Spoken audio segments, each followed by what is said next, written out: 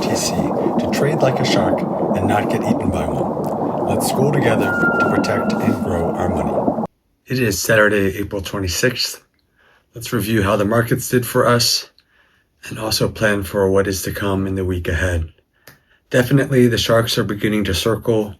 A big action, a big move is likely to take place. And I think it is going to be very much to the downside. So let's prepare for that. To kick things off, let's look at the SPY. We haven't looked at the SPY yet together. It's been a long time, in fact. But I want us to look at the broad US market. And the SPY is the fund that helps us look at that. We have here let's switch to the weekly chart here. Zoom out and give everybody a sense for where the long time trend lines are. Again, I annotate them in purple. You can see it here. Okay. Let's go back for a few years. And you can see this purple trend line. And right now, you can see where price is behaving. The all-time high right here. Okay, this was this was mid-February. You can see many weeks of selling. The eventual breakdown underneath this purple trend line is here on the week of the end of March. And then you could see a lot of volume coming in, purchasing price back up. And now it's quite obvious, price is sitting just beneath this long time purple trend line. I'm going to add the RSI back in, as well as switch to the daily view, daily chart, so you can see. And zooming out, let's note and remind ourselves that up here was this was all-time highs, right? Price was moving upward. I'll annotate this in green. Okay, so price is moving up. Whereas down here in the RSI, you can see that the momentum, the signal that the sharks were giving one another was, everybody, let's sell. So this is what the sharks did, right? The first shark sold over here, and then the blood was in the water, and the next shark could smell it, and soon you had a swarm of sharks. They all gathered up, and that resulted in lots of selling, okay? The sharks made their move.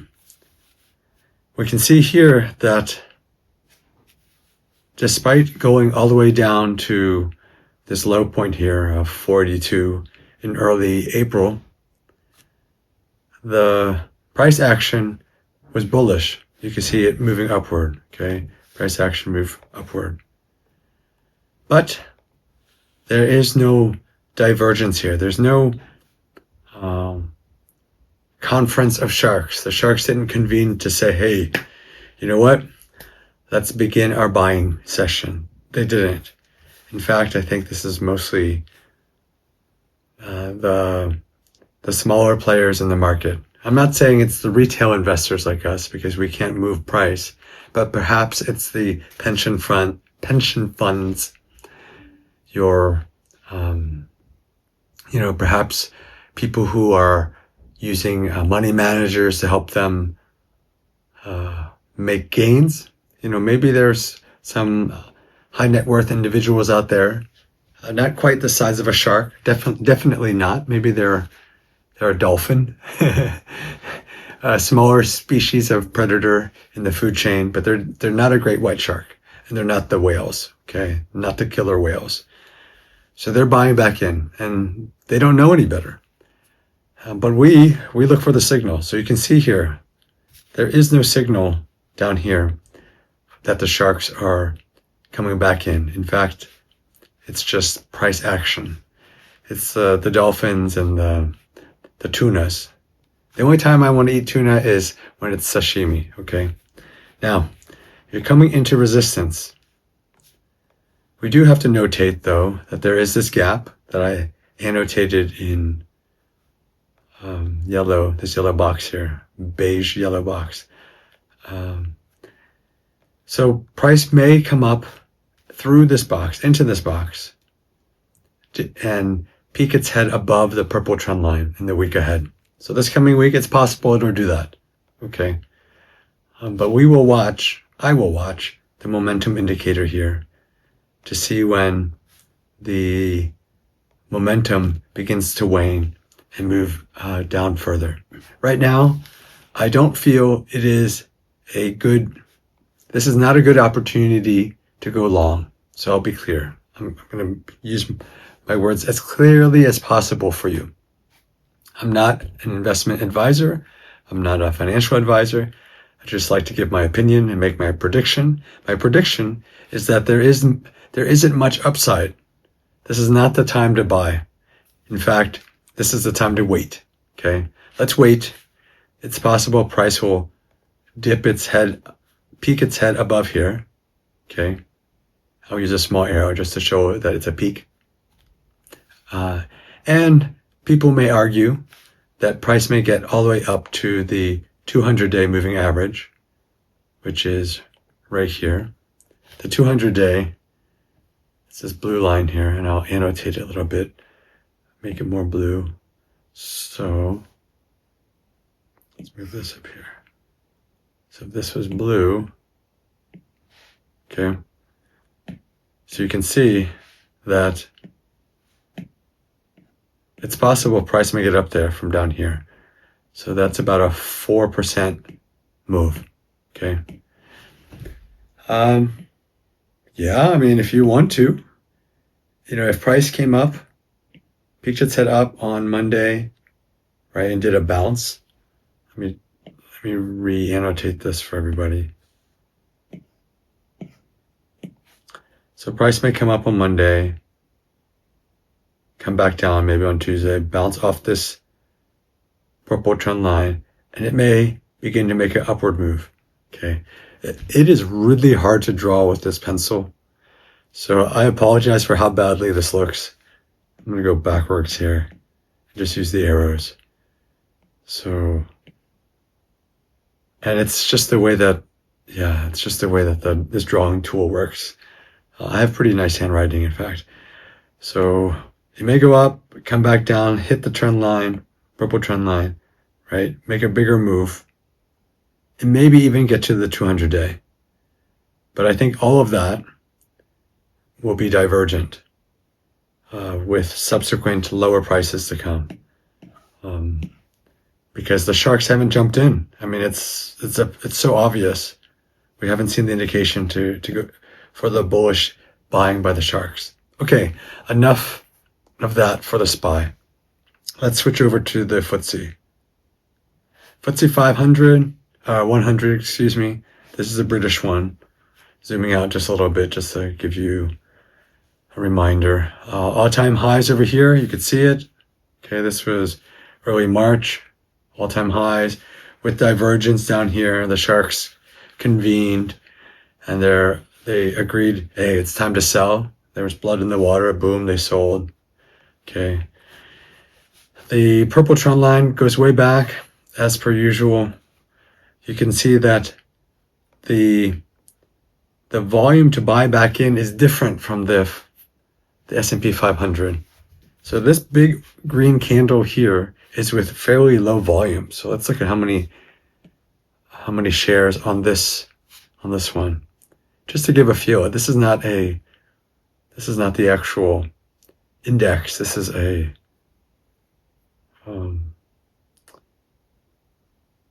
this is something that tracks the index, and it only has 170,000. So what I'm reading is this volume line here on the left. So on this green candle, big green candle, there was only 160,000 shares. Okay, whereas a couple of days before, with this small red candle, it's 540,000 to the downside. So the reason why I am comparing this for us is to highlight the difference in who and what is happening. People who are selling on this day, which is April 7th, a lot of sellers pushed price down, right? People were panicking. Really, that's what happened. When the sharks finish, I'm going to do my spiel. Sharks convene over here. You can see the RSI.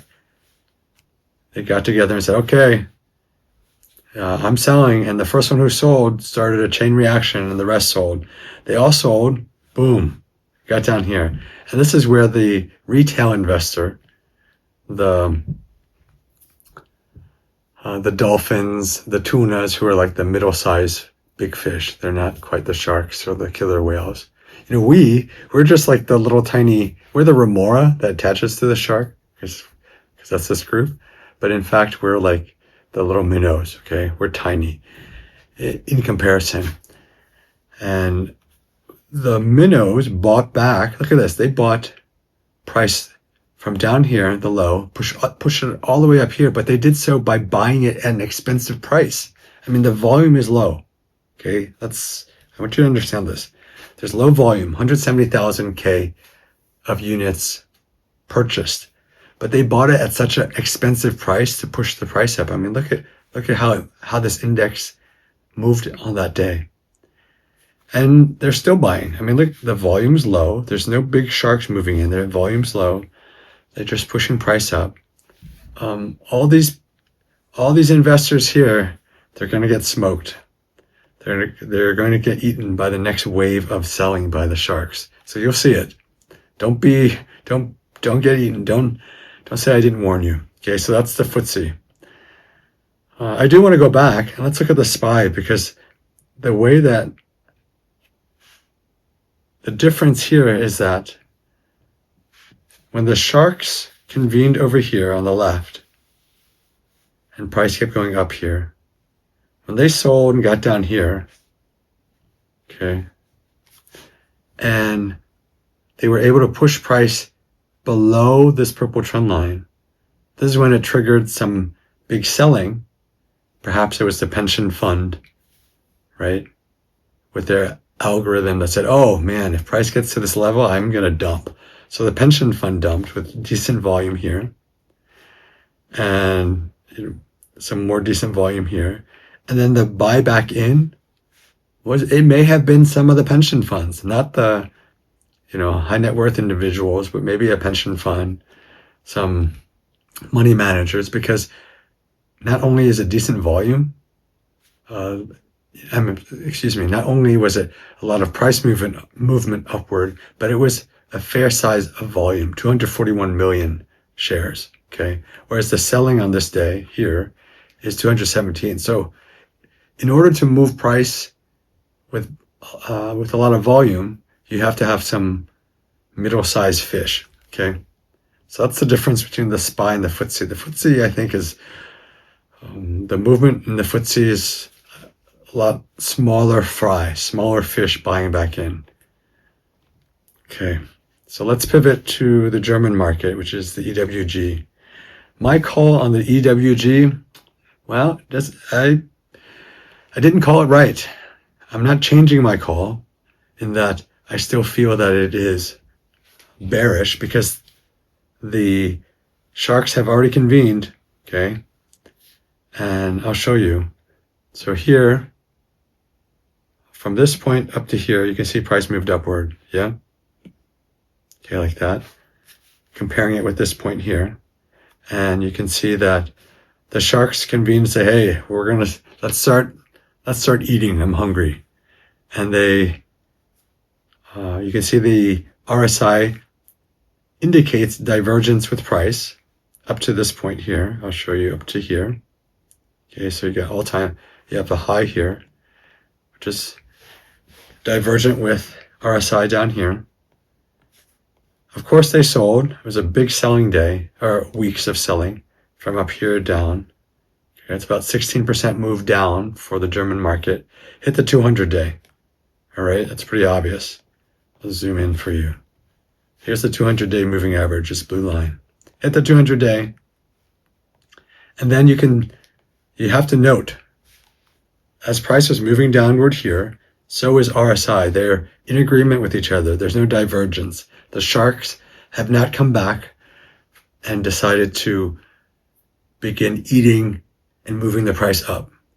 So instead, this is all small fry. These are, the money managers and pension funds. They're buying back in. And you can also see that the volume is waning. So even though price has reclaimed this purple trend line, it's coming up to resistance once again. So here's this other trend line. And this point here, let's see, let's zoom in a little bit. Is this the high? So I'm going to look at this spot over here. Okay. So up here, it tells you what the value is. O is the open. So here's how to read it. Okay. I'm just going to stay on this candle. Sorry for that. Stay on this candle. And we'll go back to that. Find where it says EWG iShares. Okay. Underneath that is a set of numbers. Whoops. Mouse moved. It's a set of numbers. The first one, the O is the open, where price opened. Then it's the high. So the high is 39.40. So 39.40, is that higher than this one, which is over here? 39.36. Okay, so this is the high right here. So this is the high. So you can see again that from this point to this one, okay, it's upwardly moving. But this point here to here is also downward. So I'm just going to extend this. Now, this should be concerning for those in the EWG or who have shares in German companies, because look at all this long-term buildup from February all the way to nearly May. A lot of momentum is coming. They're building it up. So yes, they bought it up. There was tension up to this point here, and the sharks sold and gained 16%. They made a lot of money. Hit the 200-day. Price hit the 200-day. The small fish bought back in. In fact, now it's going to be soon to be another selling down. I'll just make a separate line for you. This way,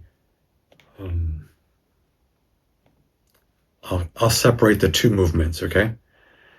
So what's going to happen? Well, this is just a learning moment for folks, that's all. I know most of you are in the US market, but I'm showing the German one because we have to be cognizant of how all the markets move, especially when we're often taught to rotate between one market to another, from one type of instrument to another instrument. Oh, maybe go into Bitcoin, or maybe go into metals. Oh, how about consumer discretionary or financial tickers? We learn all of this, but we need to look at the data. So the data shows, in this case, that that price for EWG is going to hit resistance. I'm going to turn this into red, and with that, likely it's going to be some selling. Okay, it'll be a divergent high. They may poke its head up above that, but it'll be with very low volume. There will be some selling. In fact, EWG is a ticker. If you wanted to sell it, if you want to short it up here, back to this trend line down here, 6% move. If the risk reward works for you. And then the subsequent next move down to the 200-day. I'll move this over here for those who are a little bit more savvy. And that's another 10% move. So I might track this myself and take an entry. Okay, that's EWG. Let's switch over to EEM. EEM is the Emerging Markets Index. This can be traded. The reason why I'm bringing this up is, we see a lot of headlines that say maybe it's time to go out of the US market, meaning close your shares that are in the S&P 500, in Apple, and stuff like that, and take some of your money and move it into emerging markets, because that's where the opportunity lies. So that's what I'm hearing a lot. But what I can see, and I hope you can see it right away, is we are seeing the same price behavior. Okay, so let's annotate this. You got divergence down here, very obvious, as compared with price up here, which is upward. Okay. At the same time, so you know the whole spiel about the sharks convening. Oh, it's a conclave of sharks. I kind of like that, but maybe conclave isn't the right word. I'll have to find the right word. And then you can see very obviously this huge move down, this enormous gap, right? From where the sharks sold. I'm just curious because I haven't looked at it myself. So they convened and they sold on this date, started to sell. The first one sold, and then their friends sold. Okay, so just like the German one, 16% or so, 15%. Okay, drop. But the 200-day forward, the MSCI, this emerging markets, is up here. Okay. We're at the 200-day. I'm going to just draw some lines here because we have a pattern. This is a rising wedge. Okay, rising wedge pattern. I'm going to make it black here. Rising wedge pattern is it's a bear flag type of pattern, and it's often considered bearish. And that's how you draw the flag. So the flag would be something like this. Okay, it's like a pennant. And if I were to take this black line, I'm gonna make it darker just to explain this point. I'm gonna duplicate it, clone. Then I'm gonna take this, whoops, drag it over and put this point up here like that, okay? Something like that. It's not perfect, but you can see that what the quote prediction would be is that price would get down to this point down here, about 37. I'm not fully convinced. This is just how some people annotate their charts. So you don't usually see me draw these flags, okay? But what you will see is you'll see me draw the pennant, the triangle. And what I do is I look for the break, right? Either the break upside or the break downside. This will be the downward break. Now, there is a little bit of a gap to fill. And in fact, this is a very gappy ticker. You can see gaps everywhere. So I'm not going to annotate all of them because, yeah, it's just very gappy. There's a gap there. There's a gap that starts from here. It got partially filled like this. All right. And there's gaps below. So it's very gappy. I don't think there's much upside. Okay. I'm making it on that. And, and if you were to say, well, where is overhead resistance? And there's overhead resistance here. Okay. So how much upside is that? If you're in this trade in this trade long, okay, you have some headroom, about 3%, and the opposite direction is about just less than 5%. Right now you're in the middle, you're in between zones. So I don't like taking trades between zones. It's just not something that benefits your risk reward ratio. Right? When you're in between price zones like this, don't take trades in the middle. You're going to get smoked because this is where price gets manipulated. Just let price play out, get to a resistance zone or a support zone, and then make a decision based on momentum indicators. That's my preference. Okay, so that's emerging markets. Right now, I think I'm not encouraging longs. I'm going to wait, look for the perhaps break of this lower pennant line, okay, to show us the beginning of the move down. And yeah, we'll just track it from a learning perspective because I think it's really important. We may want to switch to the hourly, but I don't want to do that yet. I don't see the signal yet. So we'll stop there for EEM. The last ticker I want to look at is the Nike ticker. I did a video on Wednesday last week. Oh yeah, this past Wednesday, the 23rd. At the end of the video, I said, hey, Nike is one of the few stocks that is setting up for a long. And I made some annotations and said, if price returns to this trend line down here, it would be a good opportunity to take a long. And in fact, it did that on Friday. So what I want to do is I want to ask you if you saw my posting. So here's my site. I did a post. And so my question to you, and please comment for me, because I want to know if you actually see these posts. If you do, and if you find them valuable, just click a like on the post for me. What I said was, I flagged it here. I said, hey, did you guys see this? My video on Wednesday, and price did what I said it would.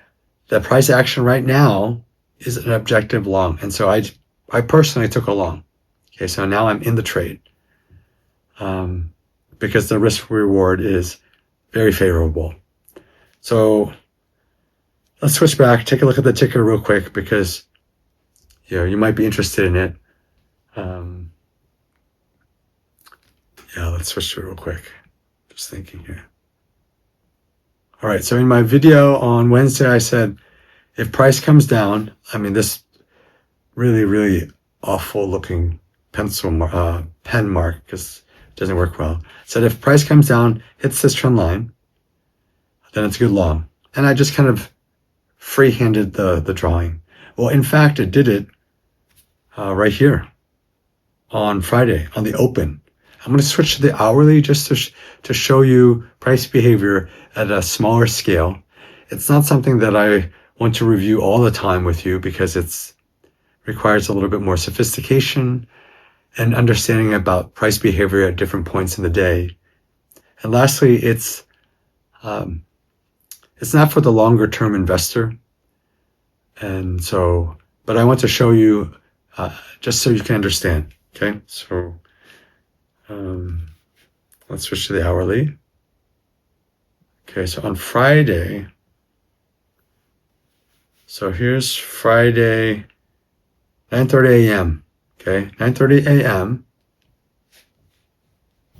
Actually, let's start here. On Thursday, price ended right here. This is the hourly candle. So at 4:30 p.m., price ended up closing at 58.49. On Friday, price opened here at 58.30.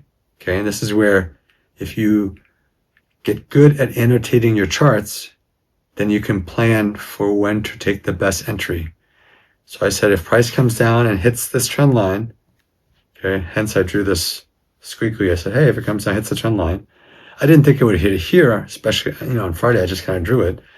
But from a behavior standpoint, if the price comes down and hits the trend line, as it did on this first hour, it closed just beneath the trend line. Second hour, reclaimed it. Okay. Anyway, this is when I put my posting out. I said, hey, hit the trend line. It's reclaiming it. It's a good long, good opportunity for a long. Okay. And so, where is my exit point? Well, I took the entry here. My exit is at least up here to this upper trend line here. So I bought it like right here. All right, so depending on where it hits it, it might be a 15% move. Could take a couple weeks. Now, for those who haven't gotten in the entry, I think the entry is still good, because it's, you're only a few percent off the trend line. Okay. So right now you're only 1.5% off the trend line, 1%. Not bad. That's really good. Even if on Tuesday they move the price down to hit this down here. Anywhere around here I think is a good entry from a risk reward standpoint. Okay. So that's Nike. But more importantly, please let me know if this sort of post where it's a little bit more expedient and more timely, if you think that it's useful, let me know in the comments and like that post for me. All right, just come to this page, like the post, so that I know that you see it and you find it valuable. And then I'll start to post more if I see the behavior that we need to take action on. All right, that's a long recording. Okay, so thanks for watching my video. I hope you have a good rest of your weekend. And for the coming week, just be careful for all the upside moves for most of the market. I think that's going to be a bull trap, except for Nike. I think Nike is setting up as a good opportunity for long. Take care.